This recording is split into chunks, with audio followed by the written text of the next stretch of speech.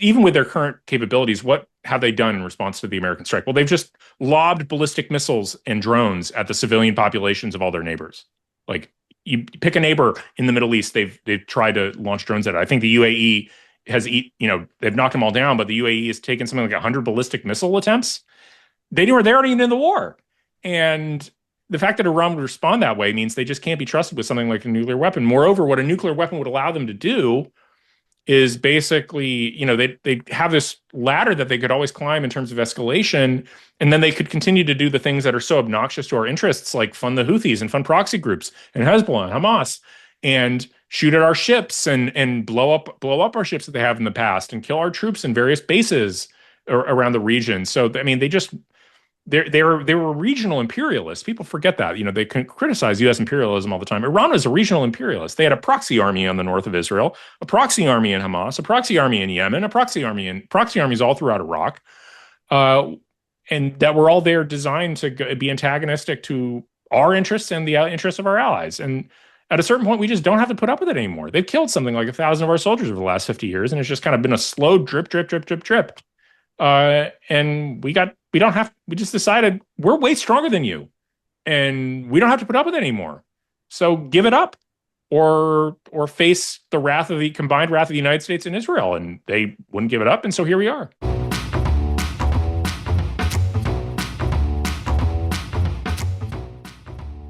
Hi, Culminators.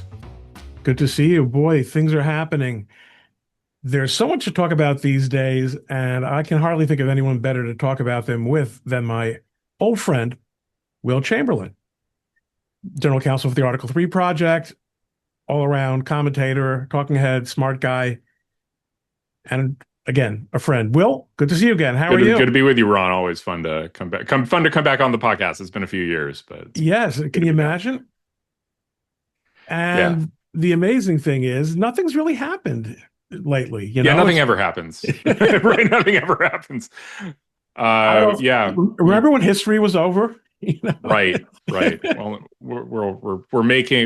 we actually are making a new world order. I hate to use that language, but it really is true. That's a pretty compelling description of what's happening. And you and I briefly spoke before we started recording.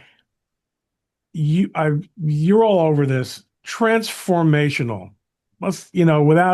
There are military people can do the military stuff. We soft guys, we're never going to be able to really talk that talk. But the entire approach, the entire framework, the entire style, completely different. Yeah. From anything.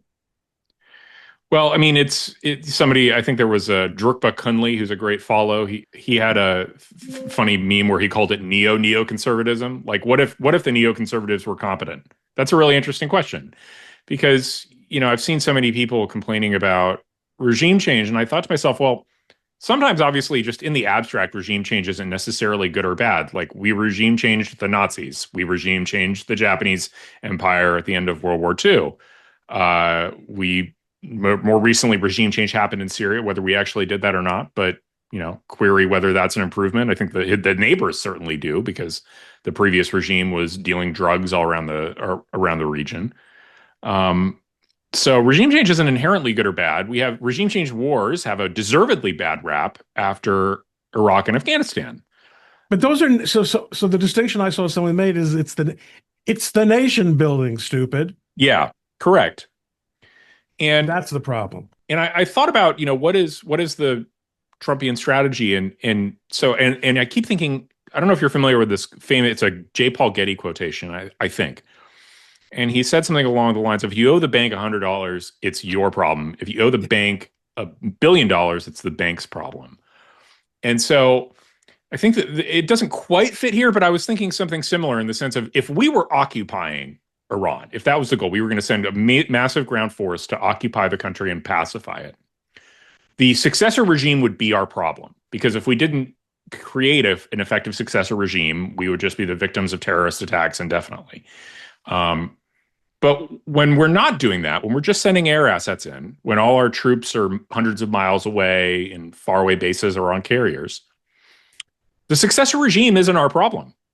It's the Iranians' problem. In other words, we don't really have to own it. I mean, Venezuela is a fantastic proof of concept there because I think a lot of us were surprised to find out that our administration is dealing with the successor of the the mafia regime that was there before. And there's something truly neoconservative about saying we're not going to, and this is Kissinger would love this. Unfortunately, he's roasting in hell right now, but we're not in charge of checking the human rights bona fides of any particular government of Venezuela or Iran. What we're in charge of is making sure they don't touch our boats, Mm-hmm. making sure they don't send drugs. Like, in other words, this is absolute America first. We're gonna we're hegemons, okay? And Mm-hmm. you've seen me use that word over and over again, including at the conference, at the NatCon conference last year. We're the hegemon of the world, numero uno. And what we're saying is we're simply not going to let any foreign countries screw around with our interests anymore. And how they manage their own affairs is not necessarily of particular interest to us, but cross that line. And it's interesting because this is almost a vindication of what we thought we could do in Vietnam, but failed to do. Mm-hmm. Win from the air. And of course, we ended up sending, obviously, all those boosts on the ground there. But is it technology? Is it strategy? What do you think it is that makes it work now in a way that hasn't worked in the past? I think that it's technology, the combination of intelligence and precision bombing technology, right? Via drone, missile strike, you name it. The dominance, the combination of those two capabilities means that you can begin a war by killing the entirety of your adversary's leadership. Oh, so then this seems to be something that Israel really wrote the book on, and it's a gigantic game changer, right? Because Right. now you're really changing the incentive structure big time. Right. Because before wars, it was the ground soldier who would take the beating or the civilians who would take the beating in a war. And that created problems for Western countries that wanted to conduct more war in a moral fashion. We don't want to cause unnecessary civilian death. We don't want to have our own troops suffer the brunt of it. We just don't, but the history of war is written in the blood, in massive bloodshed and massive casualties. Now it's a little different because if we have superiority of intelligence, meaning we know exactly where the leaders are, and we have superiority of military technology, meaning we can strike you and you can't stop it, then that means that if you are an adversarial leader and you don't accede to American and Israeli terms, then your life expectancy is measured in months. And that means that eventually, and it's not that high cost to do that. I mean, it's just a normal military expense. Well, you mentioned high cost. I mean, I do. One thing that occurred to me observing all this was that, of course, it's always good to be the king, and it's good to have lots of boats and lots of bombs, but it's really good to have lots of money. Yes. Russia is running out of money to do what they thought they were going to do on the cheap in Ukraine. There is no other country, and this is something, I read a lot of World War II history. German prisoners of war who were interned in the United States during the war could not believe the level of abundance that they were witnessing. And it's we can afford to develop and maintain this kind of technology. My friend Cynical Publius made a point that a lot of us were thinking, which was F-35. Everyone knew what a piece of junk that was. What a dumb, wasteful thing that was. Unbelievable. These things have absolutely worked. And yeah, So someone said in the comments that there's always someone. Yeah, but the program was run terribly and cost overruns. All true. But when you have all the money, it doesn't mean that no, we have to care. We have to We care. can be more efficient, but the end result is still the same, right? Like okay, we spend a little more money. We could be stronger if we were more efficient. Pentagon could be more efficient. We still, I mean, the United States economy still drives the world. We ran the table. We've run the table on the two big technological innovations of the last 30 years. We've run the table on the internet, meaning all the big internet behemoths are in the United States. And we've run the table. We're now running the table on AI. Every big AI company is in the United States. So now let's fold this inward. The effect of this incredible transformation. First of all, I want to go back to the transformation point. If Donald Trump, is this the same Donald Trump? Yeah, it's the same Donald Trump. It's a Donald Trump. I think he's a little more unrestrained in the sense that, there was an interesting quote he had today where somebody's like bringing up polling. He's like, I don't care about polling. I just have to do the right thing. And like, at the end of the day, he doesn't. He's got 3 more years in office to just do what he thinks is right. And he's 79 years old. He's just going to run the country the way he thinks it should be run. Which is kind of reassuring, right? Like you poll the public, you don't always get the right answer on any number of questions. And we put the guy in charge for a reason. We trust his judgment. Seems to be correct here. That was always, the funny thing is before the war, people called me a war cheerleader. And the answer, I actually wasn't. I was completely deferential to being like, if the president chooses to go to war, it's going to be the right call. If he chooses not to, also probably the right call. And I mean, we're kind of seeing that that's true. We're doing things that have never been done in war, and it's going to transform our relationship with foreign countries going forward. I mean, Cuba has to be thinking to themselves that they have to make a deal. They have to make a deal because otherwise Delta forces, I mean, if we can do this in Iran, halfway across the world, Cuba's 90 miles away. We can just do it. Like they can't resist Delta Force. It was their people who were protecting Maduro and who got the discombobulated and killed. And this really they can't stop us. And this really drives a stake. I mean, this development in foreign policy drives a stake through a lot of domestic messaging and activism. And not to mention political dynamics. I mean, this is really popular. Winning is really popular. Yes.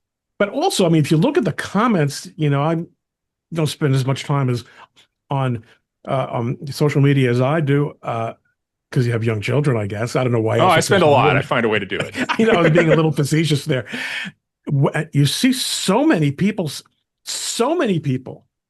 saying, why didn't we do this in 79? Well, I know we know why we didn't do it in 79, but the point is there's a lot of people have wanted to. We've been at war with Iran. I think this was you. We've been at war with Iran for 50 years. Mm-hmm. So it's a real winner. And the Democrats, they only have their playbook is down to one play. Whatever Trump does is the wrong thing. Well, my dad has always described what the strategy is. You're doing the right thing but you're doing it in the wrong way. And that's never a winner, right? Like if they're trying to straddle this line where they're saying Iran is, horrible and should be removed, but you somehow you aren't, dotting your I's and crossing your T's. And I mean, the American people are just going to look at that and be like, if this works the way it's working, no one's going to care. There's only one place where that argument works, but it works every single time. And that's the federal courts. Yes. Yes. We'll get to but before we get to that, here we also have in foreign policy an area where the courts are they're not part of the discussion, they're not part of the equation. That's gigantic. Yeah, it's I see a lot of people. This is another common theme I've seen from some of the anti-war people. Like Barris is a good example of this, where he's making this claim that's like, this is so bad for his polling, he needs to refocus domestically. That's what people want. And I think that's based on a complete misconception of where his power actually is. Because the president in our constitutional structure has this enormous power in foreign affairs. He is the sole organ of our government in foreign policy and negotiation and diplomacy. He's the commander-in-chief of the military and totally in charge of what it does. The power of Congress is limited to defunding, which is historically hugely unpopular to defund troops that are already in the field. So he has this enormous amount of power, which means, his authority matches his responsibility. He's responsible for foreign affairs, but he has the authority to do what he needs to do. And so he's, can bear that domestically. His power is much, much more constrained. I mean, we're going to talk about that with the courts and stuff. But is he supposed to announce a policy agenda that Congress won't enact? Like that he can't get past a filibuster? He'll look feckless. Like that's what he should do. And I think, this is something else I thought of when I worked for DeSantis. The way you get more power is by using the power you do have competently. That's how you get more power. And right now, President Trump has enormous foreign affairs power and not a lot of domestic power. Some, but not a lot because of how thin his congressional majorities are and how obnoxious the courts have been. So he's got to try and use what power he has effectively domestically, sure. But competence in foreign policy is a winner. It's just going to be a winner. And to the extent there are polling people saying, oh, people are upset by this, well, if we wrap up the war with, single digit casualties or, maybe even double digit casualties and the world order completely reshaped to our specifications, I mean, that's a trade that's worth, it is a trade that's worth making. I mean, that will redound to the benefit of future generations of Americans for a century, probably. I think you're right. I wonder if the fact that Congress has become so dysfunctional in a way has forced the governing energy into those channels where Trump can't be stopped. Mm-hmm. But here's the thing: energy. The man doesn't lack for energy. Right. He's he's doing what he can domestically. Like he's shut down border crossings. He got a massive bump in ICE funding. They're building out the deportation machine, which needs to be a very large machine indeed, because it has to accommodate the existing legal procedures, which he cannot change. So can you explain to me what's going on with Republicans in Congress? SAVE Act. That seemed like that was one of the things I thought was top of the agenda. Why won't Congress push for that? It means breaking the reason, and it means breaking the filibuster, and they don't want to do it because they're scared of what Democrats would do. That's the short answer. It means breaking the filibuster. It's not reconciliation, right? It's a change in substantive law. It's not a funding question. So if Democrats say no, it requires breaking the filibuster. And I think, this is actually some insight I've garnered from a few meetings I've had this week in DC that I didn't have before. There's two dynamics at play. One is that the Republicans who are on record opposing getting rid of the filibuster, who are on the record, are the sort of tip of an iceberg of a much larger group of Republican senators who also oppose getting rid of the filibuster, but aren't talking about that publicly because they know it hurts them, right? Given all this enormous public pressure. And then the second thing is the reason they're so against getting rid of the filibuster is they think two things. This sort of, and I would say the number of Republican senators who are actively ready to get rid of the filibuster, who would want to do it, is not higher than 25% of the caucus. That's my estimate based on my conversations that I had this week. Two reasons for that. The first is they're terrified of what Democrats will do if they ever get a trifecta again, right?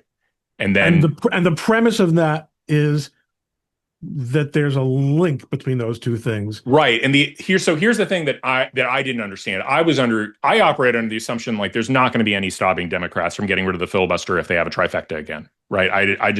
You assume that public pressure will be enormous on them.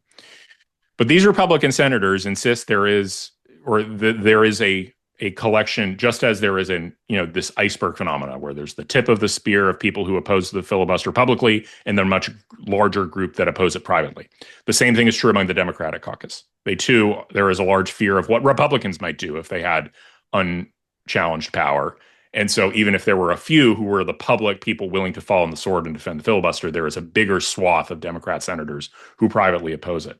So this is how the Senate's supposed to work, actually. How the Senate's supposed to work. And just, I want to say maybe not, it doesn't feel like that. But on the other hand, these people know their colleagues, right? They're there so maybe maybe they have a better handle on that than than I do. I'm trying to make the case as strongly as I can. So basically, there's just this huge reservoir of nobody wants, if they're right, then basically nobody wants to press the button. And if you think about pressing the button for something, here's a point I would make. If you press the button on the filibuster, if we're going to press the button on a filibuster, we should be doing a hell of a lot more than just the Save America Act, right? That's actually something to think about. Like, because we are at that point defecting in the prisoner's dilemma. If we do that, we can 100% expect complete retaliation. Like, so we basically need right. to So like that have a link full is program in place. In the negative way, there absolutely is a link. Yeah, right. So like guaranteed the Democrat and like I wouldn't blame the Democrats for absolutely shoving it down our throats if we breach the filibuster for even one thing, right? They're going to be like, no, we're doing everything. Socialized medicine, nationalized Twitter, turn it back into every left wing DC's a state, Puerto Rico's a state, pack the Supreme Court, you name it, right? Like horrors after horrors. And so we need to, I think that the best argument is that I'm not saying, if that might happen inevitably, right? And if it is going to happen inevitably, then Republicans should act first. But if Republicans are going to act first, we can't just be doing it on a single bill. We can't. That is not a good strategy, right? Like if we are right that we must do this dramatic thing and break out of the prisoner's dilemma because we cannot trust Democrats to cooperate, then we have to overwhelmingly defect. We have to defect to a point that means Democrats will find it impossible to win again unless they completely change their platform. Like, it needs to be, not only do we need to, for example, here's a good example, right? If we were to defect on the prisoner's dilemma, I think the bill we would need to pass to justify it would be to completely reshape immigration law such that there are no more protections from deportation for illegal aliens whatsoever. And there is basically just eliminate every statutory protection, meaning ICE picks you up, you're not illegal, you're on a plane out of the country, and it doesn't matter if you've been here for 20 years. Like, completely end it. Completely, you name it, in terms of and no felons voting. We should also retrocede, take back Arlington, Virginia, to try and yoink 2 Senate seats away from the Democrats. Like, there are all these different things you need to do from a meta-political perspective to change the playing field, so Democrats find it much harder to win. Because if you don't do those things and then they regain power, they will do them back to us, right? So we're just, I think the best reason not to break the filibuster to pass the Save America Act is that it's not enough. It's not a big enough victory to justify such a defection. And we don't have that slate of sort of that big, beautiful bill moment that we had last year, where we would be reforming the entire government. I mean, we can't even really count on Republican votes for the big picture stuff. It's amazing that we got the big, beautiful bill. Like, we're more likely to get amnesty from this Senate than we would a proper full an immigration reform in the right direction. We'd probably get it in the wrong direction if it was suddenly a 50 vote threshold on that stuff. We don't have the Senate caucus to do it. I think that's probably the best reason. And so it's immensely frustrating, because the Save America Act would be great law and it'd be really good if we could pass it. But I lean towards saying, and people get angry at Thune, but this is the other thing. Thune is just the figurehead. He's just the messenger, right? Individual senators have their own individual sovereignty. They cannot be blackmailed. They can't be coerced. They're just going to vote the way they're going to vote. And he's just the figurehead for this group of independent sovereigns. It's sort of like he's kind of like a United Nations Secretary General in that respect, right? He doesn't have any independent power of his own. And so, when he's out there saying, we are going to do X and Y, people are like mad at him. And it's like, look, he's just taking, is it going to improve his situation if he's like, yeah, we can't do this because this senator and this senator are not going to have said no? Like, does that make Tillis more likely to cooperate with him in the future or do him any favors? No, of course not. Like, if John Thune gets up there and gets mad at Senator Tillis. So. Right. We don't have what they call in parliamentary systems party discipline. The Democrats do, because ideologically they're Bolsheviks. Yes. Yeah. We don't have the caucus to do the things that would be necessary. Like, if you're telling them, I described a whole policy platform of if we were to get rid of the filibuster, what should we immediately do? And we'd have 30 Republican votes, maybe, if we're lucky, for the substantive platform, not just getting rid of the filibuster, for the substantive platform I Right, outlined. right. No, 100%. Yeah, I see it. That's a good answer. I appreciate that. That's really, I think you nailed it. And also now, now to segue into judges, if Democrats got rid of the filibuster and then, like you said, nationalized everything, no one would stop them. Yeah. No one would stop them. Whereas if the most dynamic legislative agenda passed by both houses and signed by the president, nothing's happening until the federal judiciary gives its permission. Yeah, and that's the other thing. I mean, what else would we have to do? That's part of what would need to be part of the package of reforms needed to justify getting rid of the filibuster, knowing what would happen if we ever lost.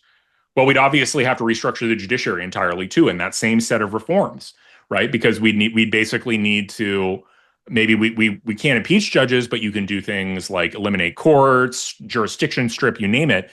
But we need to be ready to do that with the package that when we got rid of the filibuster. Like we just need to be ready for that, and we're not. But remember, we have two justices at least who have bought into this concept of expectation interests in policy. They might say, "Oh no, you can't reform the judiciary this way because this is how everyone expects the judiciary to work." I mean, they're capable of I know it sounds far-fetched, Yeah. but let's talk about the judiciary. They went on 60 Minutes this weekend. Mm-hmm. Activist liberal judges went on 60 Minutes to complain about Donald Trump, to complain about the lack of respect that they think they're getting from the government. What is this? Isn't this the kind of thing that the Chief Justice should be weighing in on? Yeah, Chief Justice should be lecturing these judges. Like there should be public statements and ethical complaints. Like, sorry, you're doing what? You're going out in public and complaining about the administration. What are you doing? Be quiet. That's part of the job. Like we don't want it, but I mean, I guess Chief Justice Roberts has done some of that himself, so it's hard for him not to have been kind of hypocritical in this regard. I don't know. The courts are a mess. And I mean, that said, I think I am white pilled on this because we're winning when we get to the Supreme Court. We have an unbelievable record at the Supreme Court. It has. So we just got to be patient. My perception is this is just something I'm not one of these court watchers. I never clerked on the Supreme Court. I don't have that kind of inside baseball, but just as a guy who does what I do, the perception I had was that you have all these years that Roberts has worked so hard to build consensus-oriented decision making and to, even to vote in the majority that he might not go along with, but this way he retains the ability to get the opinion written, all the things that he was famous or infamous for doing. It appears to me that in the last couple of years, he realized, okay, it's going to be 6-3. It's going to be 7-2. That's the best it's going to get. And now it's time to start ruling like a conservative. Do you think that's a fair way of? I think so. I mean, he's definitely been more right wing than in the past, I think. And this is, I mean, the tariffs decision was crappy in my view, but it's been a great Supreme Court. It really has. Like outside of the tariffs, we've won on almost everything big. And we've made a lot of good precedent and gotten rid of a lot of things that liberals will need. I think, like, for example, the Voting Rights Act stuff, I think we're about to win on the Voting Rights Act stuff, which is going to make a huge difference to the composition of the House. Is that going to, is that going to play out before the midterms? I assume so. I think it's been, they've already heard argument. I think it's ready for decision anytime, any day now, I think. And the census stuff that won't affect the midterms, but in the long run, that could be gigantic. Yeah, the census of legal immigrants. I mean, and Democrats are already struggling when it comes to the census, like because so many people are fleeing. The red Republicans are fleeing California, New York, Illinois, and so red states are getting bigger and getting more red. and you're getting smaller, more uniformly blue states as being the dominant forces in the Democratic Party, but that's going to make it harder and harder for them to win national elections. What, but is anything go? I mean, we've seen several cases where district judges have simply disregarded Supreme Court rulings on the nose, black letter. They find these stuff that would be laughed out of court if anyone else, if someone were to come in and argue this stuff. This is your bailiwick. Is there anyone talking about a systematic, we talked about foreign policy and military. There's been this transformation. The terms are different. The approach, the style, the look, the smell are different. Is there any sense that there's anything that can be done differently on the judicial side?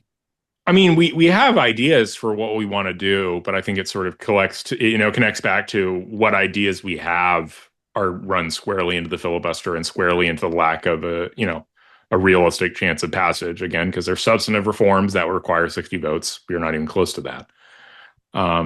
So I think, really a lot of where the energy needs to be in the executive is not in terms of bullying Congress into doing things it won't do, that can't pass a filibuster, and there's just no vote. He can't make that happen. He can't, he doesn't have a magic wand, but rather doing what he can with the power he does have to change the dynamics on the ground. I mean, I think the big focus of the administration, especially, other than, trying to communicate well what he's done, is, I think, honestly, win in Iran, go to Cuba, win in Cuba, like, use the power you have just to, change the world order in our favor dramatically. Go to the voters, say, look at what I've done. It's wonderful. Things are so much better for us. So when you say go to the voters, right, we're talking about Congress, good. And we talked about reasons why Republicans can be very optimistic about Congress. Let's talk about 2028. J.D. Vance. Where's J.D. Vance on this Iran attack? Good question. I don't know. I think I've noted he hasn't tweeted in the past 3 or 4 days. I am quite aware of that. Yes. And so the question is, what does he think? And the answer is, it's not obvious. I know this much about J.D. Vance. He sees his job as keeping the coalition that elected Donald Trump together so it can elect him. That's what he sees. That's his primary task. So I think from that perspective, he doesn't want to alienate the normie evangelical Christians and Jewish Republicans. And he also doesn't want to alienate the Tuckerites, because those people voted for him too. And I don't know if that balance is something he can maintain. Haven't we reached a point with Iran now? Issue is joined. Haven't we reached a point? I mean, Tucker is literally, not him, his people are cutting and pasting posts from the ICRG. I mean, it's just, at what point do we say this coalition is not the coalition that we thought it was?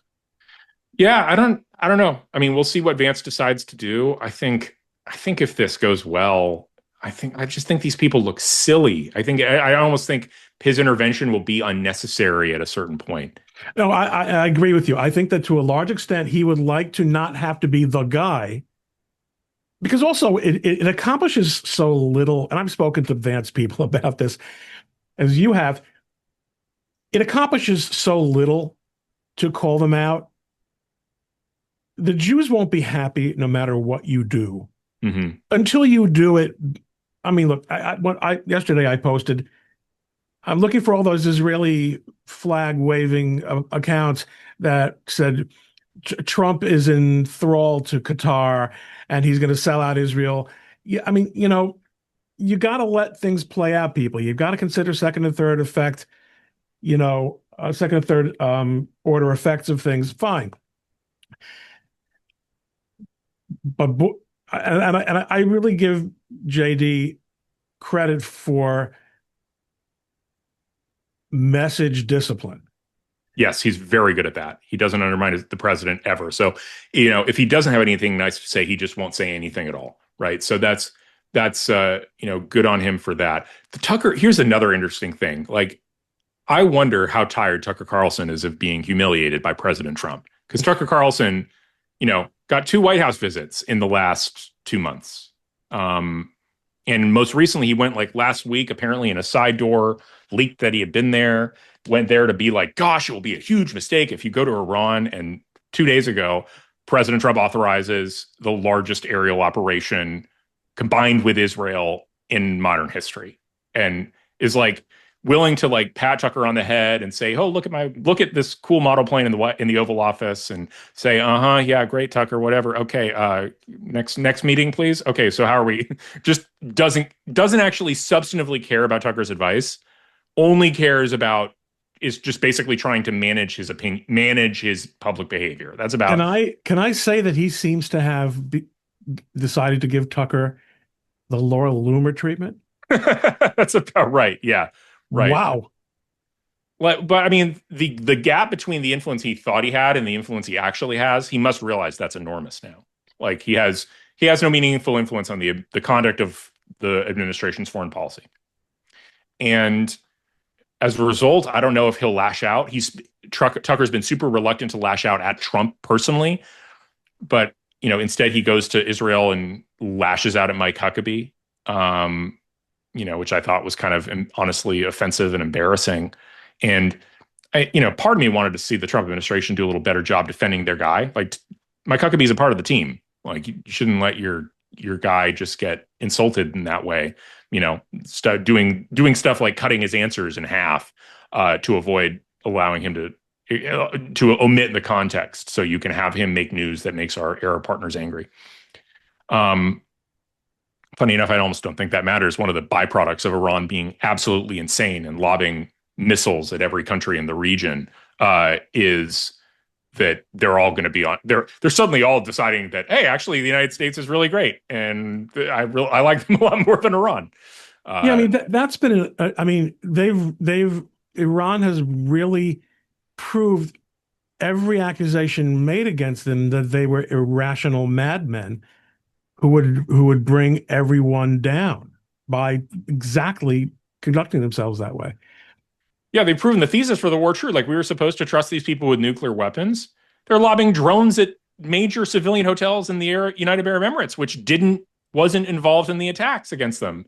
Their thesis, and I had a debate just on Saudi TV with this like crazy, honestly pro-Russian guy. Like I can't come up with another description, but he's like a crazy hyper libertarian, anti-American guy, George Zamueli. And he was trying to make this argument about how, these other countries, like they've hosted American bases, and this is just the cost. Iran is showing that this is the cost of having an American base. And I remember saying to him, like, do you think this is winning Iran friends and in helping them influence people? Like, this is just showing all those countries perhaps they should have been more involved. Like they're not going to basically what you're saying is Iran's trying to blackmail these countries into kicking out the United States by just attacking their civilian infrastructure and their hotels. Like, so do you think they're going to respond? That work in Europe? That works. Yeah. That, like for Spain and, historically Germany and the UK, you can threaten them and they will say, oh, okay, well, I don't want you to hit me. So fine. What do you need? But Arabs don't think that way. Yeah, the Saudis, I mean, you've managed to unite Saudi, the Qataris, the United Arab Emirates, Saudi and UAE were having disputes up to recently. I don't think those disputes are continuing. Bahrain, Kuwait, Northern Iraq, Erbil, even they went after Cyprus because their UK military bases were there. Gosh, they talk about a feckless prime minister. Keir Starmer was like, we weren't involved. We don't want to be involved, but they did attack our base, so we'll let the United States do some things from our bases. Like, what a pathetic. Imagine Margaret Thatcher is probably rolling in her grave. Some country attacks you with ballistic missiles and you don't even respond yourself. Yeah, I think Iran's proving the point of why we were right to attack them, which is, again, I think all this will just resolve itself in many ways. Or if it doesn't, I don't think the Tucker wing. What are they going to say once are they going to be like, well, we better not do this, the thing that's worked beautifully well in Venezuela and beautifully well in Iran. We better not do that in Cuba. Like, what? Why not? I mean, look, they're what they say is what people like that say, which is that, well, the Jews. Yeah. Trump just does what the Jews tell him, and now look, it's a one of the momentous things that Trump did was an explicit, open, joint operation with Israel, Mhm. which no Western country has done since Sinai. Right. And remember, at Sinai, we're talking about 1956, even before Coleman was born. Okay, it was the U.S.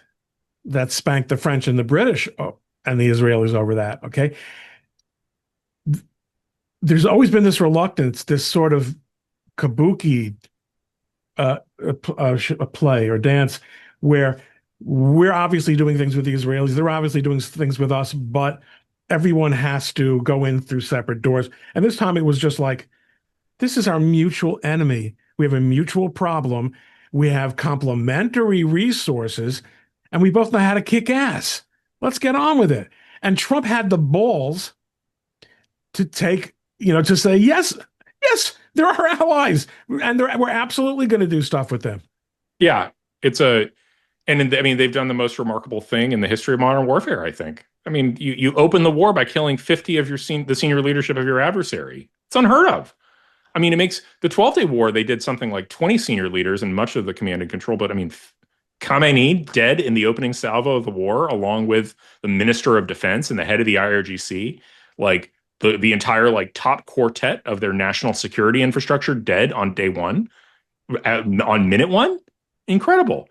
Um, and now we completely own Iranian airspace and we're doing what we want. And It's a remarkable feat. we were talking about message discipline a second ago in context of JD Vance. This White House has been so disciplined. The leakage has been so minimal, and they find the leakers when they are leakers, and they get rid of them. Boom. Or you wonder, like, are they leaking intentionally to create disinformation? Like Barack Ravid is my favorite recipient of this. Like basically every time you see a report in Axios from Barack Ravid about, oh, Netanyahu's on the outs. Oh, the Americans aren't really sure about what they're doing. And maybe they're thinking it won't work. And then like within weeks, you have the most massive combined military operation in history. I mean, you just at this point you need to read Barack Ravid as this is American and Israeli disinformation designed to appeal to, assuage the future victims of our combined military operations. There's people who are saying that, clearly Iran isn't a threat on the level of the Soviet Union. Why still was it important to deal with it? Why was it worth using military force? And the answer is it's what they wanted to do and what they insisted on trying to do. And that meant what they're, even with their current capabilities, what have they done in response to the American strike? Well, they've just lobbed ballistic missiles and drones at the civilian populations of all their neighbors. Like you pick a neighbor in the Middle East, they've tried to launch drones at it. I think the UAE they've knocked them all down, but the UAE has taken something like 100 ballistic missile attempts. They're already in the war. And the fact that Iran would respond that way means they just can't be trusted with something like a nuclear weapon. Moreover, what a nuclear weapon would allow them to do is basically, they have this ladder that they could always climb in terms of escalation, and then they could continue to do the things that are so obnoxious to our interests, like fund the Houthis and fund proxy groups and Hezbollah and Hamas, and shoot at our ships and blow up our ships that they have in the past and kill our troops in various bases around the region. So I mean, they were regional imperialists. People forget that. They can criticize U.S. imperialism all the time. Iran was a regional imperialist. They had a proxy army on the north of Israel, a proxy army in Hamas, a proxy army in Yemen, a proxy armies all throughout Iraq, and that were all there designed to be antagonistic to our interests and the interests of our allies. And at a certain point, we just don't have to put up with it anymore. They've killed something like 1,000 of our soldiers over the last 50 years, and it's just kind of been a slow drip, drip, drip, drip, drip. And we just decided we're way stronger than you and we don't have to put up with it anymore. So give it up or face the combined wrath of the United States and Israel. And they wouldn't give it up. And so here we are. And at this point, I feel like the 12th Day War gave them an off ramp. They didn't take it. the negotiations in the run up to to Epic Fury gave them an off ramp. They didn't take it. I don't want to give them any more off ramps. Like, let's finish the job and permanently degrade the current regime's military.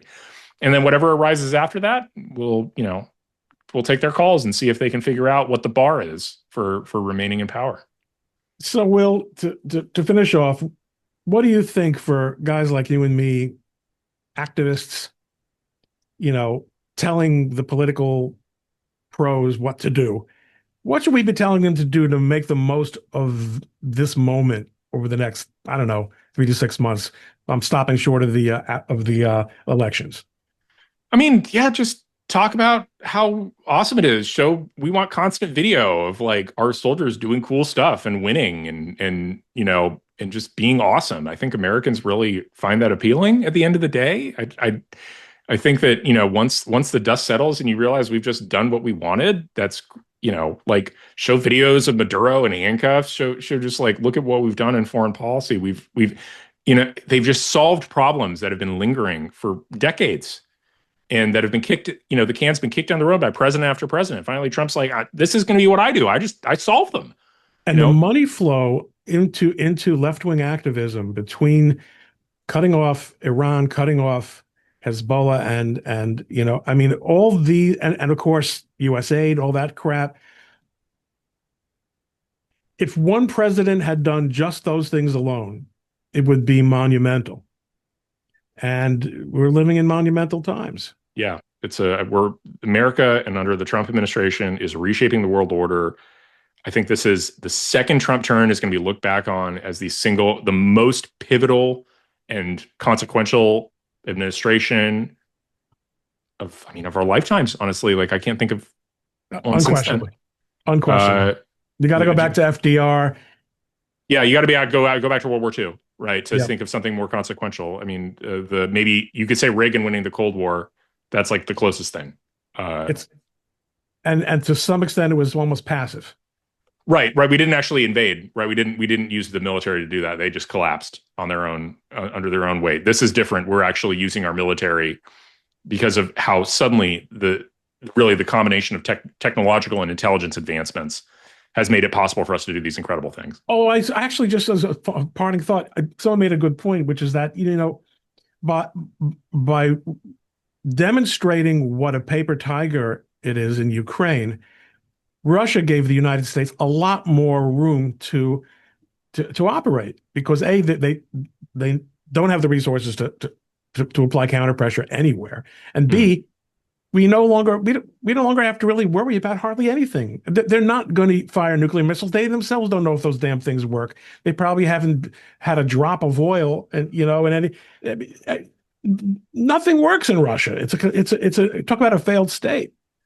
Yeah, suddenly, I mean, we were so worried about war with Russia and what the consequences are. At this point, I want to say, like, we can basically say you need to lose in Ukraine, and we can, I think that's actually probably the reasonable answer at this point. When facts change, you change your mind. The facts have changed. You can't make any advances despite us not really being nearly as involved, and you can't help your friends, and you have far fewer friends. And you were relying on Iranian drones. Well, those aren't coming anymore. You're out of it. Iran's going to be out of the drone business if it isn't already. They certainly aren't going to have any drones to give you anymore. So, I mean, what are you? At a certain point, like, we've been tired. Like, and the other thing is, President Trump has done all sorts of diplomacy with Putin. There was the Alaska summit. There's been all sorts of good faith outreach trying to negotiate a peace that would concede Ukrainian territory to the Russians, and they've just said no. It's like, okay, guys, we are actually more powerful than you, and you're not going to nuke us. So maybe we're just going to make you lose this war. Like, we don't want a regime change in Russia. We're not going to mess with that. But you did invade. You did launch an offensive invasion with both Ukraine and with Iran. Trump demonstrated to all the hot take people that sometimes you have to invest some equity in negotiating, even with people who are not negotiating partners, even people who are not trustworthy, partially because they won't keep their words. That's right, they won't keep their word, but you give them every opportunity in the world to come to a deal, and they're either going to break it or they're just going to be unable to bring themselves to sign on the dotted line. That gives you tremendous moral power and political power when you finally act. Right. That's a good description of what he did with Iran. I mean, you had the NBC report about, the United States saying you have to agree to zero enrichment. Like, you have to agree to zero enrichment. We're just not, you don't get to have a nuke, period. That's our red line. And they had Aragshi apparently yelled and screamed at Witkoff over those demands. And Witkoff said something like, we can leave. Because, like, apparently what the Iranians just didn't get through their heads is you guys lost. Like, you lost the 12-day war. We stopped short to give you another off ramp. Like, the 12-day war should have demonstrated that you are beaten. You cannot resist us. We have, if we are at war, you will not be able to deal with our military capabilities, and we will have free reign over your country from the air. And yet they just they just pretended like it didn't happen, and we're negotiating like nothing had changed. Okay, Will, thank you so much for the culmination. Good to talk to you again. No, good to Please be say with you hi. always.